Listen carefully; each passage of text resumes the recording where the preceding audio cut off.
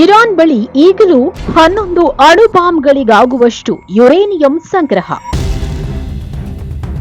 ಹೌದು, ಇರಾನ್ ಬಳಿ ಈಗಲೂ 11 ಅಣು ಬಾಂಬ್ಗಳನ್ನ ತಯಾರಿಸಲು ಬೇಕಾಗುವಷ್ಟು ಯುರೇನಿಯಂ ಸಂಗ್ರಹವಿದೆ ಎಂದು ಅಮೆರಿಕ ವಿಶೇಷ ಪ್ರತಿನಿಧಿ ಸ್ಟೀವ್ ವಿಟ್ಕಾಫ್ ಬಹಿರಂಗಪಡಿಸಿದ್ದಾರೆ.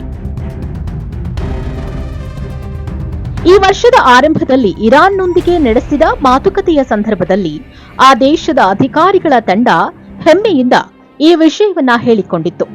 ಅಣು ಯೋಚನೆ ನಿಲ್ಲಿಸಬೇಕೆಂಬ ವಿಷಯದಲ್ಲಿ ಇರಾನ್ ಜೊತೆಗೆ ಮಾತುಕತೆ ನಡೆಸಲು ತಮ್ಮನ್ನು ಹಾಗೂ ಜಾರ್ಡ್ ಕುಶ್ನರ್ ಅವರನ್ನು ಅಧ್ಯಕ್ಷ ಡೊನಾಲ್ಡ್ ಟ್ರಂಪ್ ಕಳುಹಿಸಿದ್ರು ಎಂದು ವಿಟ್ಕಾಫ್ ತಿಳಿಸಿದ್ದಾರೆ.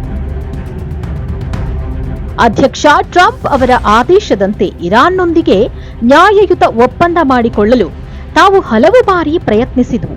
ಆದರೂ ಇರಾನ್ ಅಣು ಕಾರ್ಯಕ್ರಮ ಸ್ಥಗಿತಗೊಳಿಸಲು ಸುತಾರಾಂ ಒಪ್ಪದ ಕಾರಣ ಆ ದೇಶದ ಮೇಲೆ ಅಮೆರಿಕ ದಾಳಿಯನ್ನ ಪ್ರಾರಂಭಿಸಿದೆ ಎಂದು ಅವರು ಸಮರ್ಥಿಸಿಕೊಂಡಿದ್ದಾರೆ. ಪ್ರಸ್ತುತ 60% ಶುದ್ಧೀಕರಿಸಿದ 840 ಕೆಜಿ ಯುರೇನಿಯಂ ಸಂಗ್ರಹ ತಮ್ಮ ಬಳಿ ಇದೆ ಎಂದು ಇರಾನ್ನ ಪ್ರತಿನಿಧಿಗಳು ಮಾತುಕತೆಯ ವೇಳೆ ವಿವರಿಸಿದ್ರು ಎಂದು ಸ್ಟೀವ್ ವಿಟ್ಕಾಫ್ ಹೇಳಿದ್ದಾರೆ. ಇರಾನ್ ಅಣುಬಾಂಬ್ ತಯಾರಿಸುವುದನ್ನ ತಡೆಯುವ ಹಕ್ಕು ಜಗತ್ತಿನ ಯಾವ ಶಕ್ತಿಗೂ ಇಲ್ಲ ಎಂದು ಘೋಷಿಸಿದ್ರು. ಆದರೆ ಇರಾನ್ ತಯಾರಿಸಲಿರುವ ಅಣ್ವಾಸ್ತ್ರಗಳಿಂದ ಅಮೆರಿಕಾಗೆ ಬೆದರಿಕೆ ಇದ್ದ ಕಾರಣ ಈ ಪ್ರಯತ್ನಗಳನ್ನ ಹೇಗಾದರೂ ಮಾಡಿ ತಡೆ ಒಡ್ಡುವುದಾಗಿ ಸ್ಪಷ್ಟವಾಗಿ ಎಚ್ಚರಿಕೆ ನೀಡಿದ್ದಾಗಿ ತಿಳಿಸಿದ್ರು. ಆ ದೇಶ ಸಂಗ್ರಹಿಸಿರುವ ಯುರೇನಿಯಂನಿಂದ ಕೇವಲ 10 ದಿನಗಳಲ್ಲೇ ಬಾಂಬ್ ತಯಾರಿಸುವ ಅವಕಾಶವಿತ್ತು.